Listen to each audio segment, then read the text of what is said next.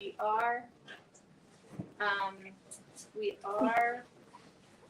streaming this, so if you don't know the scene, don't turn around and shove your face in front of the camera. So, not everyone who wanted to be here could be here physically, so we are streaming it for people.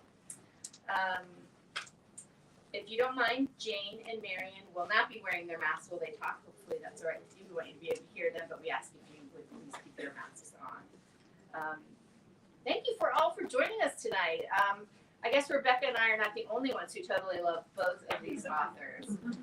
We both wanted to work this event tonight, and my sister did as well because she has also read Jane's book, but Rebecca and I have also read Marion's books. And we're just excited to have them here, and I think you guys are in for a fantastic. They're switching the books. In for a fantastic evening tonight. University of Baltimore professor Marion Winik is the author of The Big Book of the Dead, which is, I think, the one that we have here. First Comes Love, Above Us Only Sky, and many other books of memoir and personal essay. Her award-winning Bohemian Rhapsody column appears in monthly at baltimorefishbowl.com, and she has written many essays that have appeared in the New York Times Magazine, The Sun, and other places. She writes book reviews for People, Newsday, The Washington Post, which I think you write at least a couple of times a month. Yeah. Did you do hers yesterday? I just did. I just wrote James' review yesterday. Okay, so in yesterday's Washington Post, in the Sunday book section, I knew I saw it and I didn't even check. And also recently, Harry's audiobook. Okay. Marion was also a commentator with All Things Considered for 15 years. I had the pleasure of hearing her speak pre-pandemic at Arlington Central Library, and her essays really stuck with me for a few days afterwards, where I was just kind of reflecting on them. They were really quite moving and fascinating all at once. We are excited to welcome back Jane Harper for her new book, EXILES. We did an event with Jane during the pandemic with David Baldacci, which was virtual, so we're very excited to have her here at One More Page with us. EXILES is the third and final book in the Aaron Falk series. It follows along with the international best-selling series, The Dry and Force of Nature. There was a major motion picture adaptation of The Dry, starring Eric Bana as Aaron Falk, and I was able to see that and watch that. It was wonderful. And I was pleased to see that there is now going to be an adaptation of the second book, Force of Nature, coming out soon, I guess, if it's in the final stages of production. And it will also be starring Eric Bana as Aaron Falk. Jane's books have been published in over 40 territories worldwide with close to 4 million copies sold to date. She's won numerous awards for her writing, including the Crime Writers of America Gold Dagger Award for Best Crime Novel, the British Book Awards Crime and Thriller Book of the Year, the Australian Book Industry Awards Book of the Year, and the Australian Indie Awards Book of the Year. Just a little taste of EXILES. At a busy festival site on a warm spring evening, a baby lies alone in her pram, her mother vanishing in the crowd. Okay, now you know what you're in for. Please join me in welcoming Jane Harper in conversation with Marion Winik.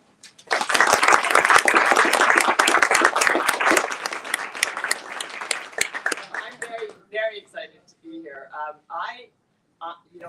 Honestly, was not a big thriller reader when I got assigned The Lost Man, one of her off-series books, by People magazine.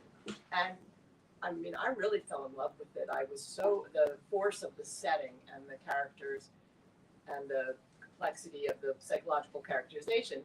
I thought, well, maybe I'm being too tough on this thriller genre. You kind of changed me. Now I've even read Louise Penny that I had never read before. And so I love the Aaron Falk trilogy, and I think, how many have read at least one of them already? Okay, good, great. So we're not going to do spoilers, but I just wanted to know if you know Aaron Falk. Because I'm going to start with a really weird question. So Aaron Falk has been presented to us as, rocking the albino look.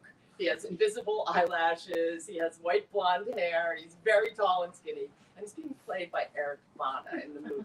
How do you feel about the change in Aaron Falk? Yeah, so honestly, thank you all so much for coming. It's really lovely to be here. Can you all hear me okay? Is this okay? So yeah, look, I love it. I love Eric Bana in that role. For those of you who've been lucky enough to see the film, it's available on Showtime. It was just great. I just love the adaptation. And I remember when they came to me to sort of say, you know, we've got this actor in mind. He's really keen. He's read the books. He really wants to play the role.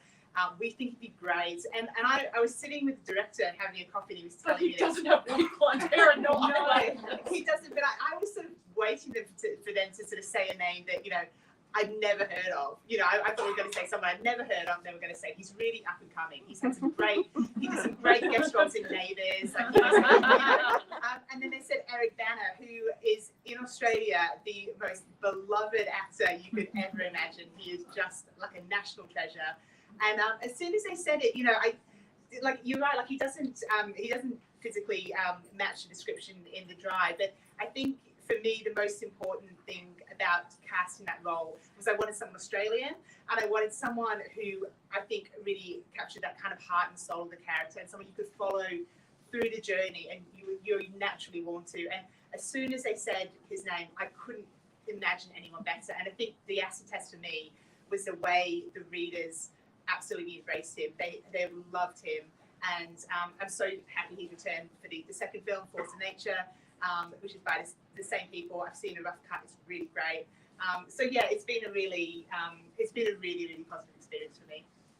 I think, as you're saying, it's like the soul of Aaron Falk is more important than his unprepossessing looks, and I'm happy to have him be more handsome anyway.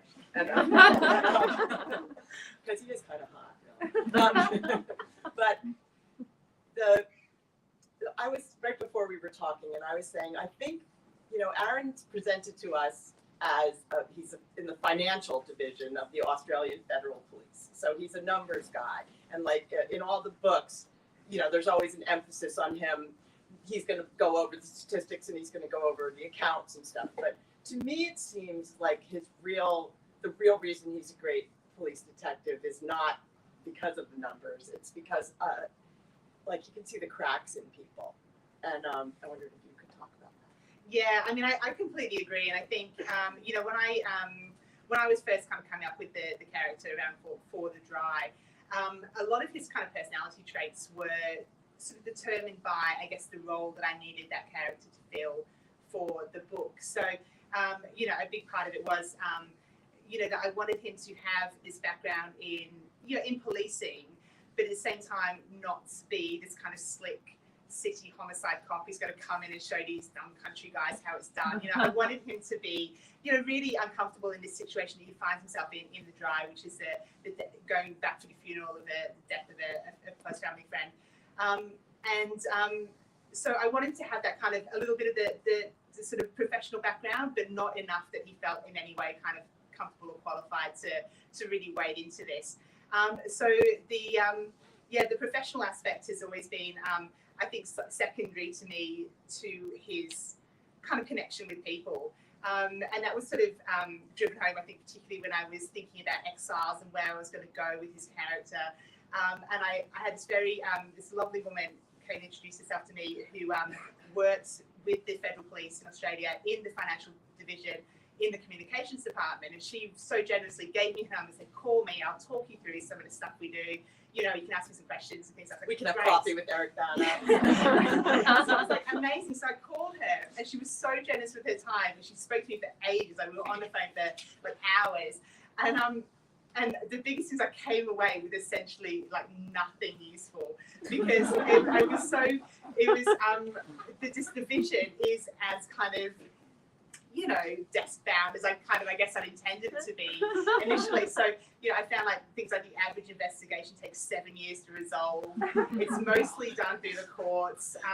I got quite excited at one point when they were talking about seizure of property, and I was like, well, yeah, tell me about that. She said, well, look, to be honest, it's mostly done through the lawyers. So I was like, okay, so at that point, you know, I need to, you know, this third book is not going to be professionally driven. It's going to be more around like the personal aspect of his life, and that's so it was useful information in that sense. It absolutely drove me in the right direction. Yeah.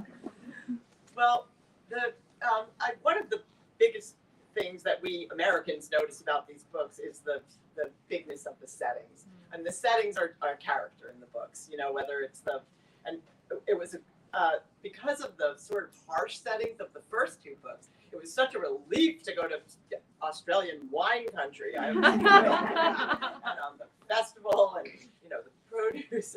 So can you just talk about the role of the settings in your? Yeah, I mean, look, it was a relief for me as well because I have to go out and research these places. I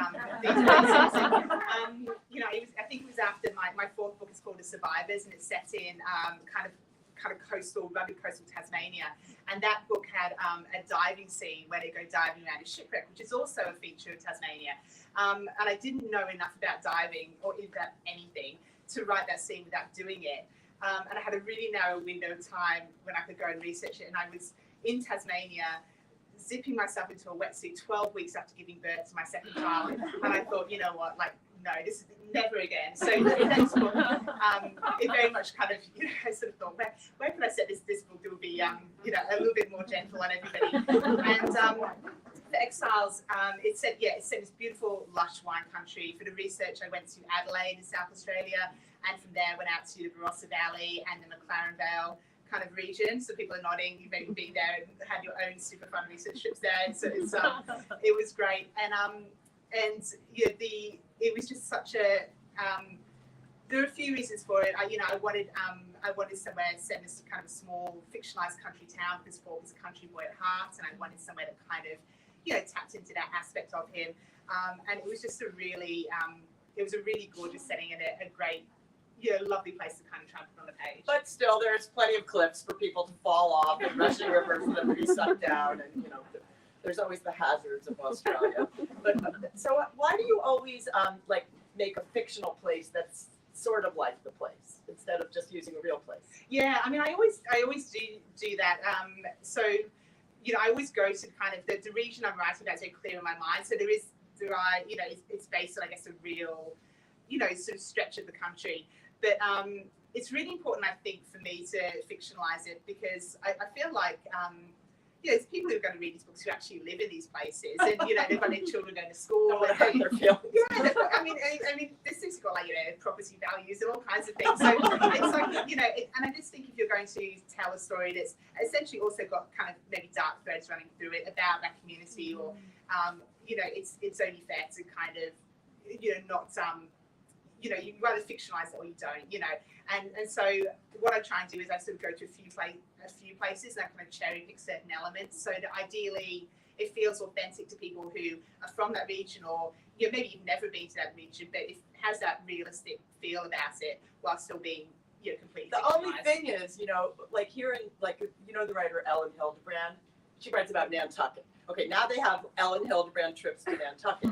So how are we going to do the Jane Harper trip? And the places are not real. You're going to have to give the closest possible, because I really think that we are ready for the Jane Harper. Well, actually, the town that the town where they filmed. So when they filmed the dry film, they used a few different towns. They kind of sort of it was a bit of a patchwork, and so they had a church in one place and a pub in the other place. But the main place was this town called Beulah, which is in kind of northwestern Victoria. It is used sometimes in films. It's not the first time kind of film crew have turned up on their front doorsteps, but this was probably one of the biggest productions they've ever done. And it's just kind of a bit of a a one road town. But they've actually put on their town sign. It now says Home of the Drive on their town. And they painted on the main street. They painted footprints, so you can stand in the spot where the movie poster was shot and kind of be airy shadow. So that's pretty cool. I haven't done it yet, but I think I'm gonna have to. Yeah, it sounds really fun. Let's talk about the Kim. I mean, it's amazing to have such a main character that we almost never meet in the book. What was it like to build a whole book around someone that you don't get to show or tell? I don't want to do spoilers, but she's certainly not in the book for much of it. Yeah, so for those who haven't had a chance to read it yet, so the book is Exiles opens with the disappearance of a woman called Kim Gillespie, who is a mother. She has a teenager by her former partner and a small child by her new husband. and she was from this town, you know, for a long time, but she's moved away, and she's come back, and the town has, as many towns in kind of South Australia do, this big food and wine festival. It's a big sort of food and wine region. And it's a big kind of celebration of like the community and what they, you know, what they produce and things. So it's a really sort of happy family event. And she is, the book opens with her, you know, infant daughter being found alone in her crowd, safe and well. I really want to say that really early. It's not like in the book. The baby's fine, but she's alone. And her mother has kind of disappeared into the crowds. Then the majority of the book takes place a year later. So it's kind of the anniversary of this event. And, you know, it's for me, I when I was writing the book, I was kind of considering, you know, some stories sort of work really well in that kind of heart-thumping, immediate aftermath of like you know, when it's still kind of happening and it's unfolding in real time. And I sort of worked out that a little bit in my plan, you know, how is that what this needs to do. And I ended up deciding it wasn't. And I wanted to set the book a year later when this community, who, you know, many of them knew Kim very well, they're trying to kind of grapple with this very unsettling incident that still has no answers. And it's in that kind of quiet space that they're really starting to reflect on their own roles and what they kind of knew and saw and all those kind of things. And I just felt that gave the characters more oxygen to kind of have those conversations and the discussions they needed to have, really. That because for me, in all the books, the kind of the crime and mystery is for me it's really the catalyst for the story. It's not at the heart of the story. The heart of the story is, you know, the relationships between the characters and the way people you know, sort of respond to each other. I mean, it's a really it's a tight-knit, complex network of people in Exiles. You know, like when you're first reading it, it's almost like you want to start making a little family tree or something to figure it all out. But what I thought was very powerful, how the teenage daughter, Zara, is, you know, has made up, have you seen this person about her mom, and gets up at this fair and makes a, you know, impassioned speech about her mother, and they show a slideshow. And I thought it was really strong in evoking the sense of this, you know, this missing person. And then there's the connections are very dense. I mean, you have like a big ensemble cast of people that knew her. And Aaron is, if I do, friends with her ex-husband's brother, right? Yeah. Yeah, got it. But it's complicated. And so he was supposed to come to this christening for the baby of the ex-husband's brother a year ago, but the christening got canceled because Kim disappeared. So now the whole thing is rescheduled a year later, and he ends up getting completely sucked into the search and to, I think, the feelings of the people about it.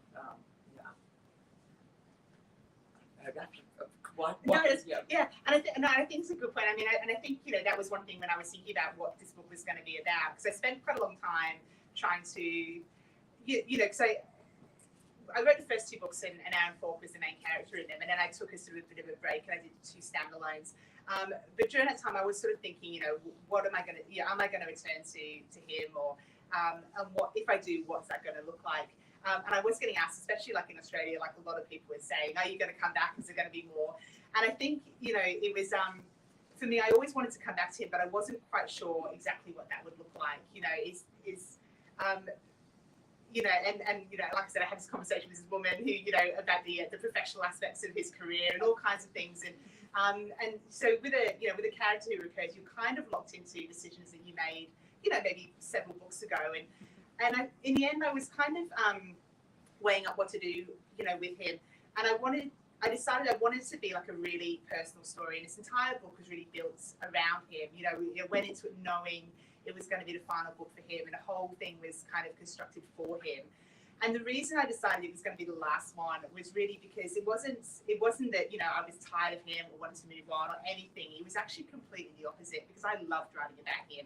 And he's given me so much. He's launched my career. You know, he's changed my life, really. But because of that, I really feel in fiction, endings are so important. You know, and I've said before, endings are so, they're as important as starting a story. You've got to end well. and that goes not just for individual books, but for kind of whole character arcs as well. And we've all had that experience of like maybe series, like often more working with TV than books, but where things have just gone on, you know, past their best, and it sort of loses that. It becomes a bit of a shadow of what Jumping it was. the shark. Yeah, exactly. And I really didn't want to jump the shark with him. I wanted to give him, you know, a really kind of considered, thought out ending he deserved. And I think you have to be clear-eyed about not every character is built for a 20-book arc, and you know, you have to kind of put aside any kind of commercial or financial incentives and just do what's right for the character. And so I went into that like kind of feeling really comfortable about that decision. And I will have to say, I don't believe it. I don't think it's First of all, Eric Bana. Second of all, like, without, you know, saying too much, Aaron has a lot of life changes in this book. And by the end, he's not the person that you decided for him to be 7 years ago. So you would be dealing with a whole different situation if something were to happen. I don't know. You know, I noticed that in every book of Aaron Falk mystery, there's a missing persons flyer. So I'm just picturing, you know, another little missing person flyer wafting into the sea. But probably shows my lack of imagination and all that. I actually didn't realize there was a missing person flyer in everyone, but There is. Yeah, I could even tell you who they're for, but you know who they're for. So I'm interested in first of all, I'd love to know what writers you love inside the thriller genre, and also what else you like to read. yeah. So I've got a couple of like books that I've really loved, especially in the last year. One of my absolute favorite books that I read last year was, which has just come out here in the States, I think, is by a guy called Benjamin Stevenson. That's Stevenson with a B, and his book is called Everyone in My Family Has Killed Someone. And it's such a kind of fun, fresh take on kind of the classic mystery feeling. So it's about this sort of dysfunctional family that goes to on a skiing, kind of a family reunion skiing holiday in an Australian sort of ski resort, which we do have, and it gets snowed in. And then a body is discovered, and as the title suggests, everyone's got their kind of secrets, you know, within this family. And it's really hard to sort of describe the style. If you read the first 2 pages, you'll know if it's for you or not. I loved it. It was it reminded me a little bit of kind of like Only Murders in the Building, you know, that series, and the Richard Osman books. It sort of falls somewhere in that kind of vibe for me. So yeah, everyone in my family's killed someone. I really enjoyed. He's Australian as well, Benjamin is. The other one is author is a woman called Sally Hepworth, who is actually coming out to the States. I'm not sure if she's coming to this region, but she will be doing some events, I know. She writes these great kind of domestic noir sort of, you know, like women in their beautiful kind of bayside kitchens looking out as their, you know, husband lies dead in the garage type of things. A little bit like that. That kind of like the Younger Lives, sort of feel. She's got one, a great one called The Younger Wife, where it's 2 sisters and their dad marries someone their own age, and then a new one called Soulmate, which is about his family that buys this clifftop house, and they sort of realise that people sort of use it as a bit of a notorious suicide spot, and the husband kind of goes out and starts to talk, gets this sort of unofficial role about talking them down, and he manages to save the first few, and then he doesn't manage to save someone. It's just kind of, you know, the whole ripple effect of that. And what's this writer again? Her name's Sally Hepworth. You know, it's this just shows you how great it is that Jane broke through in the United States, because here's these great writers. Has anyone heard of them? Not me, and I'm pretty up on books. You know, so I just think we tend, as you know, we in the U.S. tend to be pretty not looking to international books, and it just shows. Anyway, it's more power to you to have really, you know, broken through this market and be a big deal in the United States. I think it's great, and now we can hear some other Australian authors that we should know about. Did you want to? So did you? But you know what? I asked you to read a little bit from the book in the beginning, and now I'm afraid you won't do it. So I will. No, I can do it. Yeah, I can do it. I just want to sort of give the kind of advanced one. Like I don't do the audiobook or anything. So if my reading skills are not, you know, if you're into audiobooks, we've got a great narrator, a guy called Steve Shanahan. Some people are not nodding. He's done all 5 books. He's really great. So he will. He does a better job of this than I'm about to. But just bear with me. So I'll just read a little bit from a little bit at the end of chapter 3. So this is a bit where Falk is reflecting on the last conversation. It's a really the only sort of time he came into contact with the missing woman Kim before she went missing. But it's the last conversation that Kim had with her former partner and her teenage daughter before she disappeared. Okay, so bear with me as I do this. Well, there was a pause. Kim had sounded reluctant, but then appeared to change her mind. Yes, okay then, we'll come to the festival.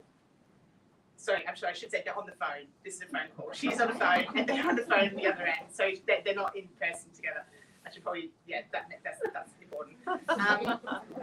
I'm catching up with my parents tonight. Rowan had clearly been less keen to go. Dad's got some more tests for something.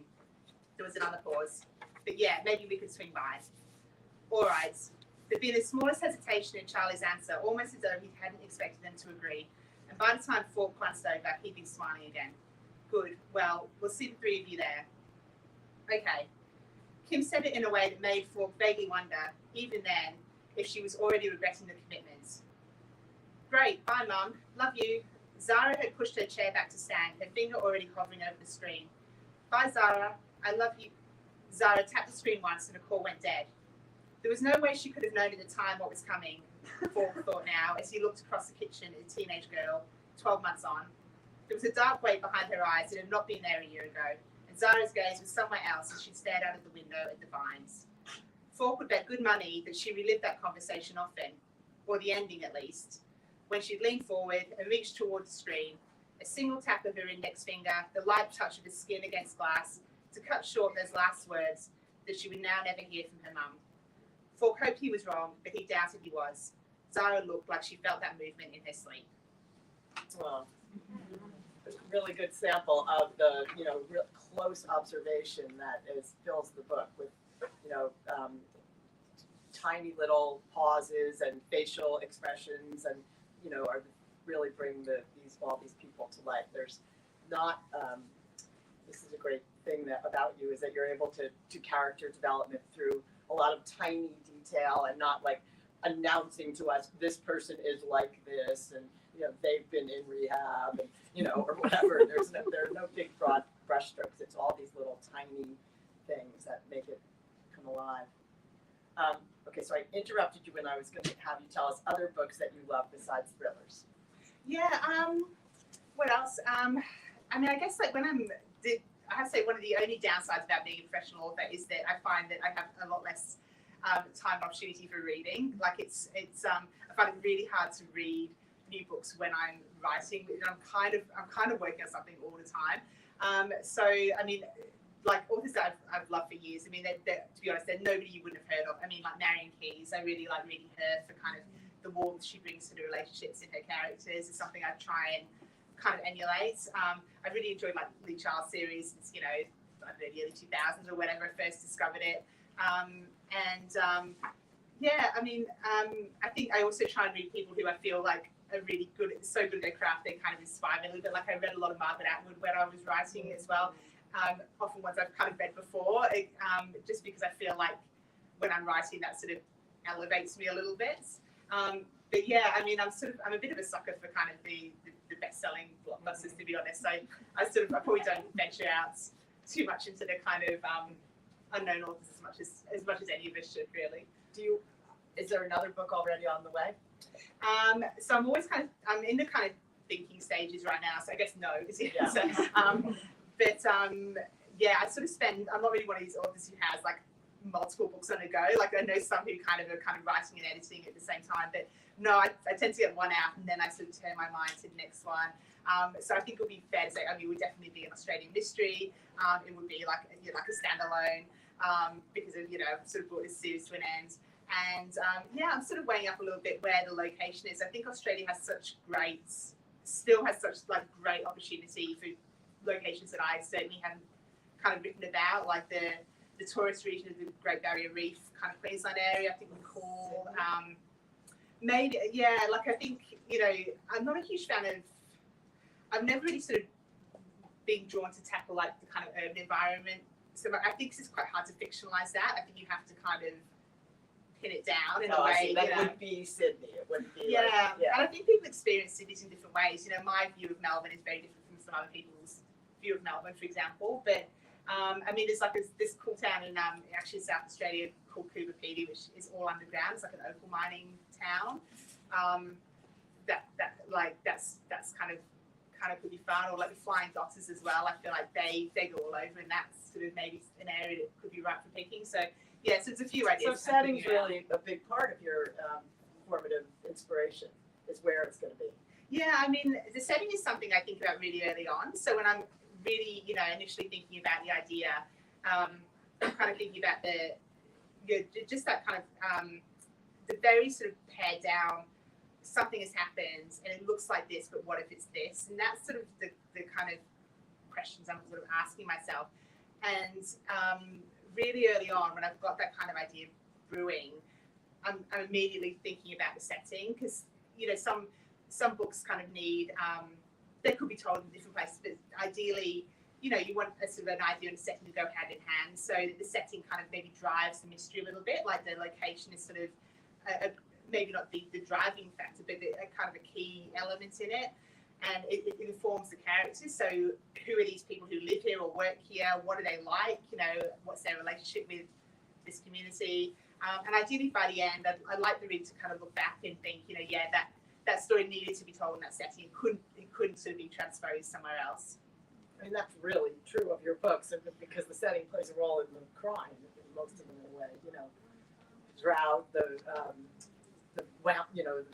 Yearling, the difficulties of the setting and the environment are so important in what happens. So where did you grow up? So I'm actually from England originally, and I moved to Australia when I was 8 and got dual nationality. And then I've kind of gone back and forth a little bit. So I went to university. My first job, I was a print journalist for a while. That was in the UK, and I think having had that kind of time away from Australia, I didn't realise at the time it really helped me when I first came to write my first book, because I'd kind of had all these memories that were formed when I was a child, and then I moved back as an adult in my 20s, and I had that kind of interesting experience of remembering things and then seeing them completely fresh, and how accurate my memories were or weren't, and being quite surprised by just I guess the sort of the differences between the conversations at work and what's on the news and the weather patterns and all those sort of things that struck me as new in a way that I think they probably wouldn't have had I grown up there. So that was a real benefit, which it was just lucky I didn't realise that at the time, but it's really helped me with the books. So when you moved to Australia, then you lived in where? So I've always lived in Victoria, in Melbourne, in Melbourne, like Aaron. All right, Yes, so I noticed one other thing that was in all 3 books. You said you didn't know about the missing person flyers being in all 3 books, so I want to know if you know about this. All 3 books have an unsolved crime in the past.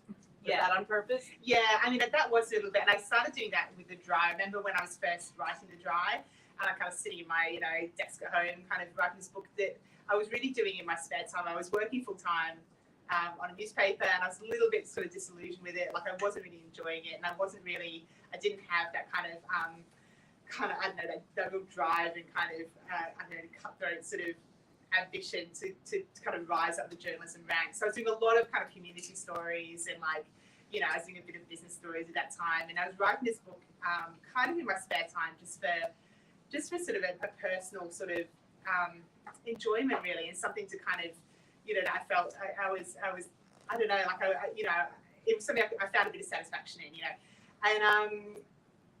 and so the beauty of that, I think, I had no real expectation or ambition that it would get published.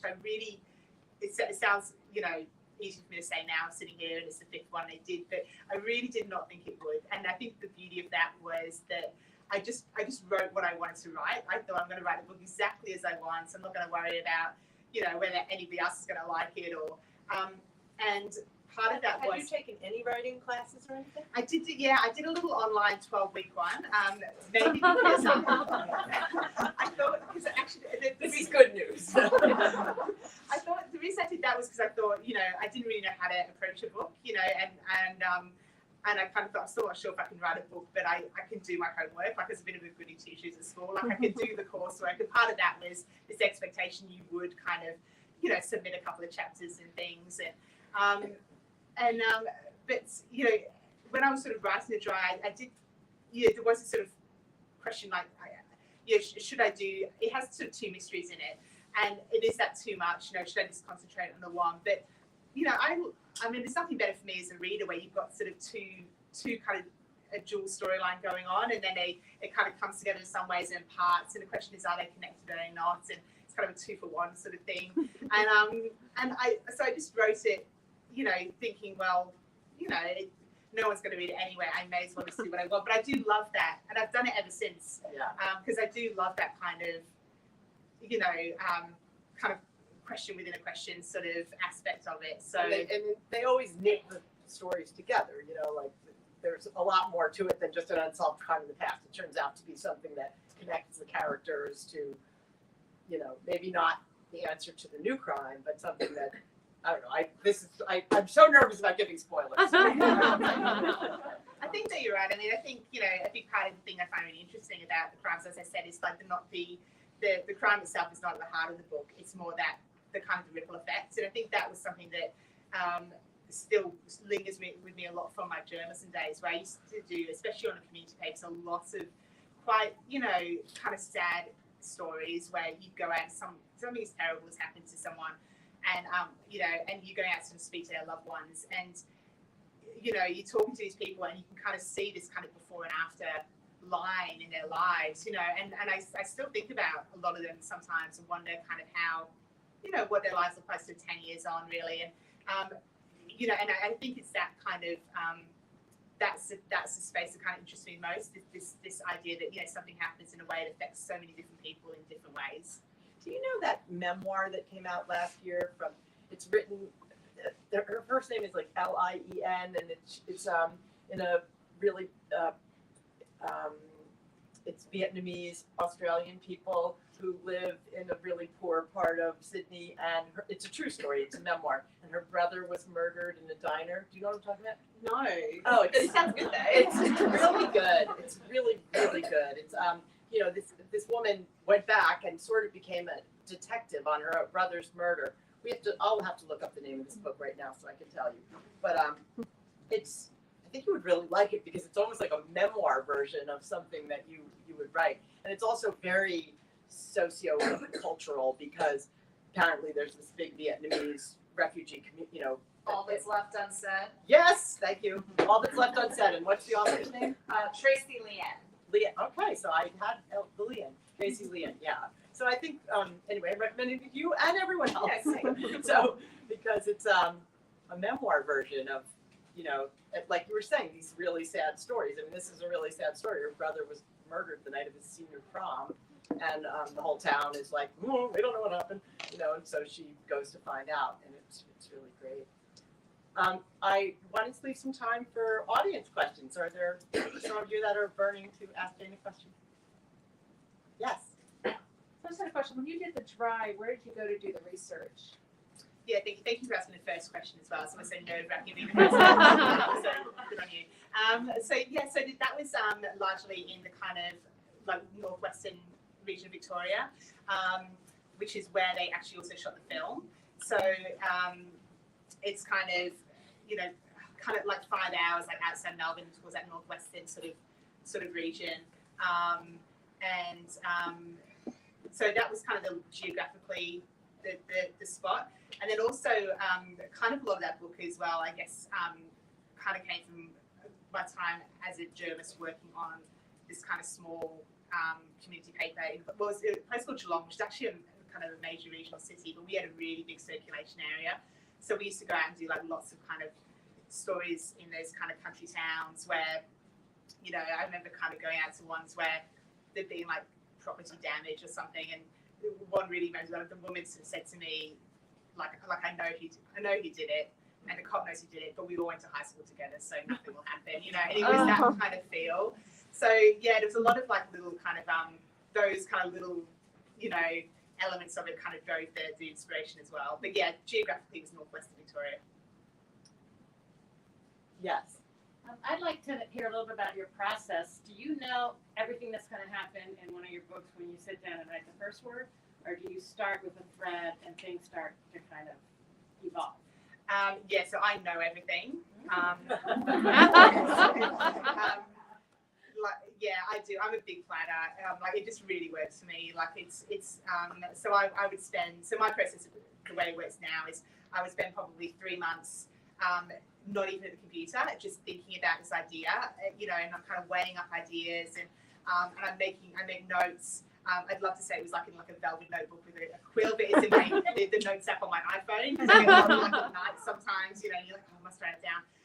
Yeah, I make a lot of notes. And I'm kind of, in that idea stage, I'm kind of weighing things up. So I'm trying to let the best ideas rise to the surface by testing them out, like what feels best. So it's a bit like going to the optician, where they say, like, is this better or this better? Okay, that's better. And it's like, okay, well, is this better or this better? And you're sort of trying to kind of constantly think, like, should the character, should they be older or younger? Does it work better if they're teenagers or little kids? Or you're sort of trying to feel that, it is a bit of a gut instinct sometimes.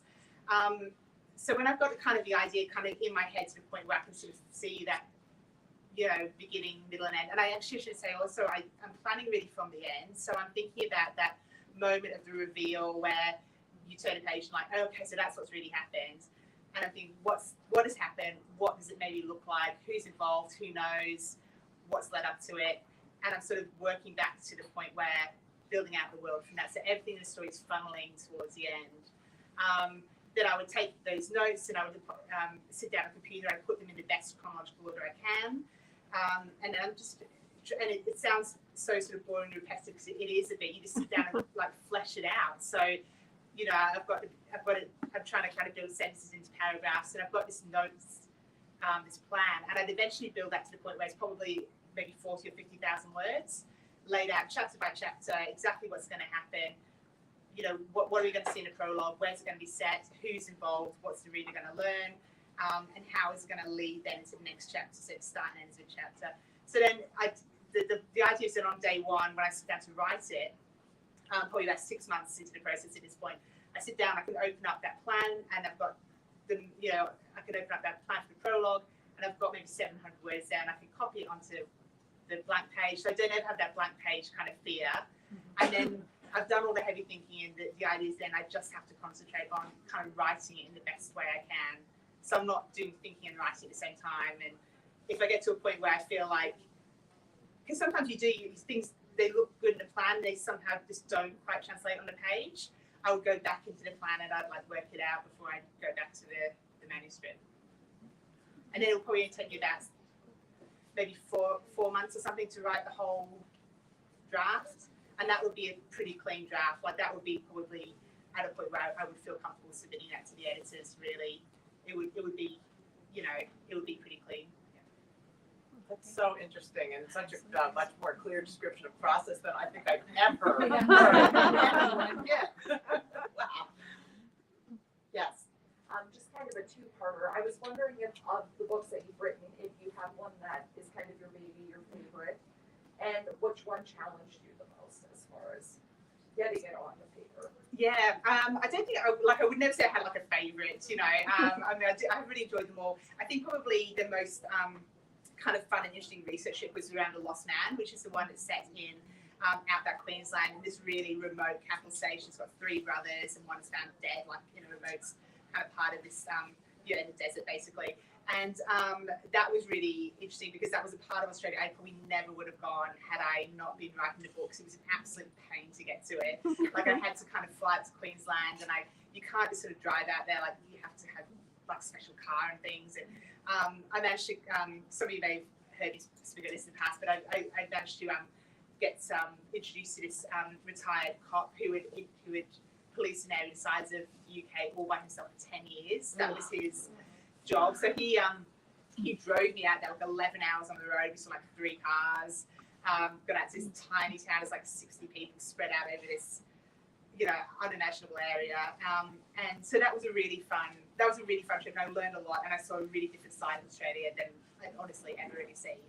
And in terms of the sort of biggest challenge, I would say actually probably EXILES was quite, that sort of did push me as an author, because normally in all the other books I always approach it kind of plot first, and it's kind of the plot is like the driving force behind it. But with this one, I knew I wanted to be about Falk, and I wanted his final book. So it was a bit of a reverse in that it was kind of character first, and that was a little bit of a different way to approach it. But it was really good because I did learn that I could do it, and I really enjoyed the process of it. And it was quite good to kind of, you know, just see you can do things a different way and like try and push yourself out of the box a little bit. Yes.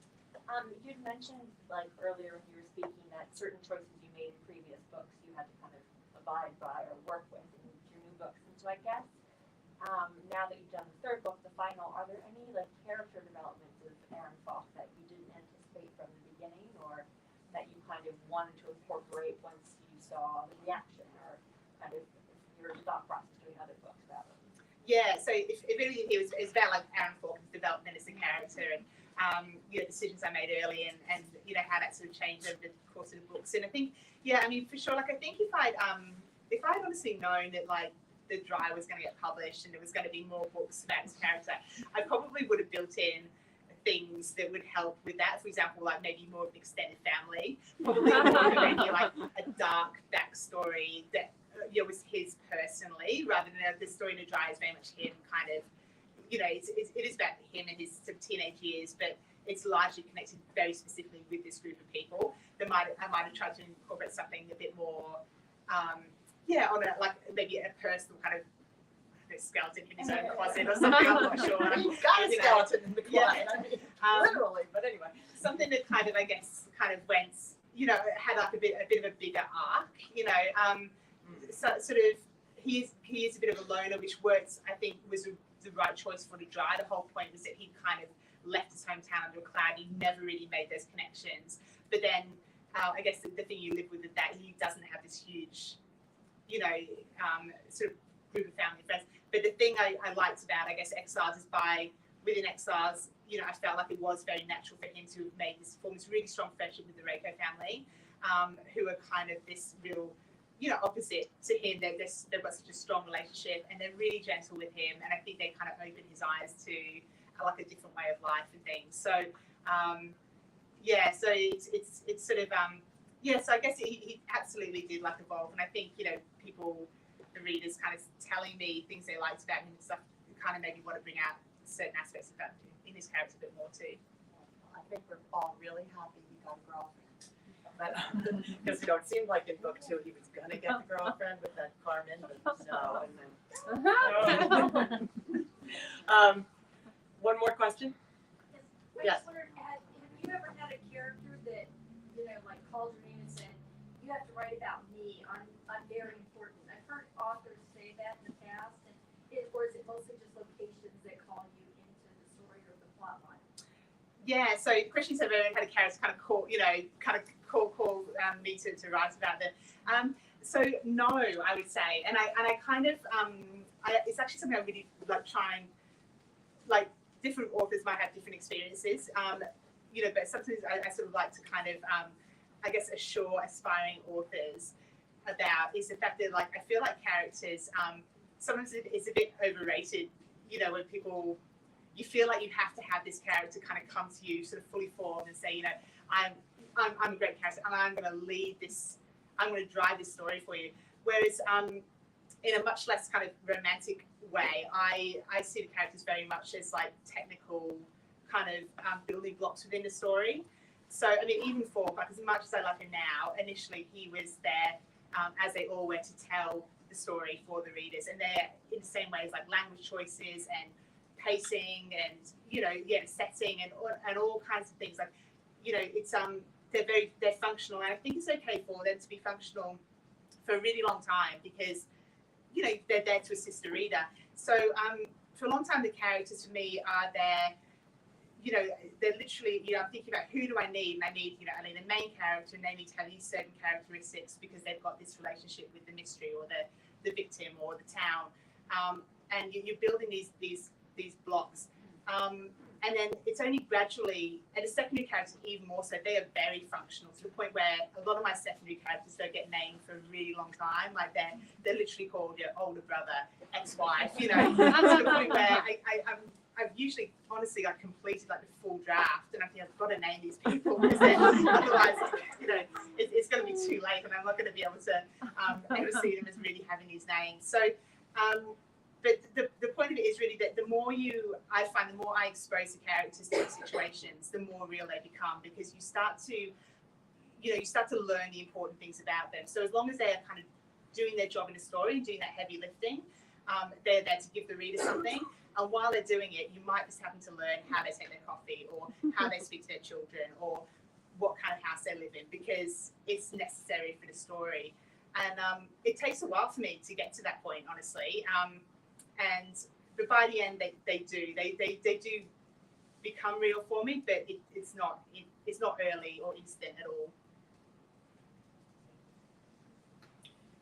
Would that be true, say, of like the Tozer kid? You know, I mean, the son of the son of the hit and run accident. Was he like that? Like you didn't really know him that well in the beginning, and just because he's a really secondary character, but he's so important in a way. Yeah, I mean, I think they all are. I mean, sort of I guess some bring a natural backstory more than others. And that's the other thing, actually, about secondary characters. So you've always got your main character, and then you've got secondary characters, but not all secondary characters are equal. You know, you've got some who are some who as the author are going to kind of be central to the plot, and then some who are really just secondary characters.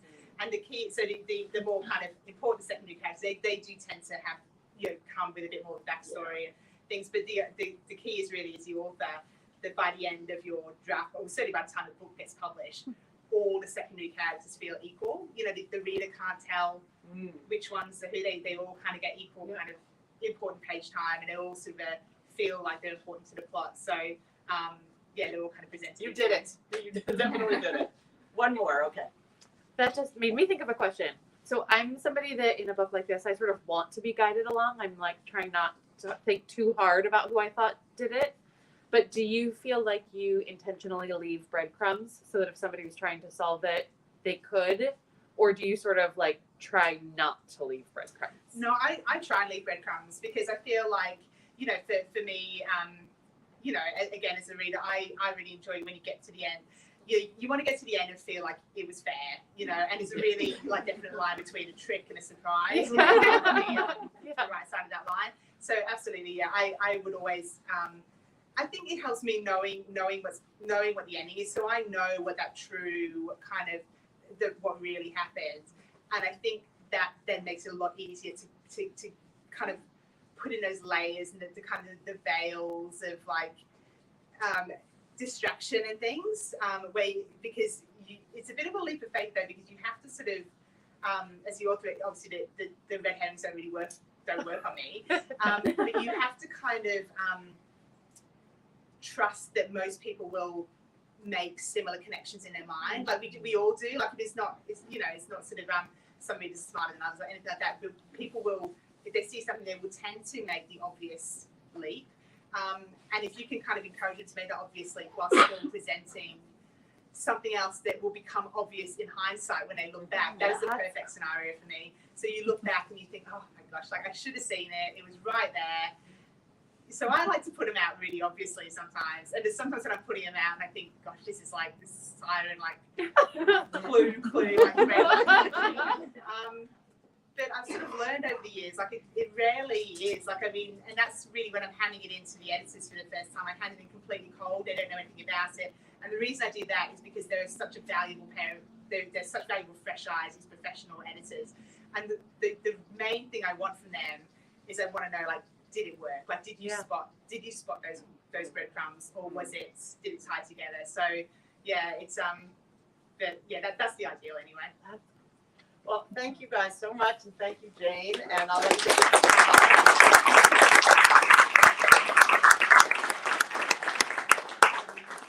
Okay, so there's a lot of chairs here, which is great.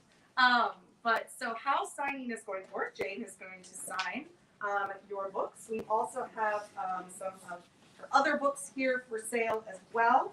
But how we're going to make this work is when you stand up, if you are able to just fold your chair up and put it up against a bookshelf the wine table, something flat that is not a human, we're gonna be great. And then we will start going back this way, and we might have to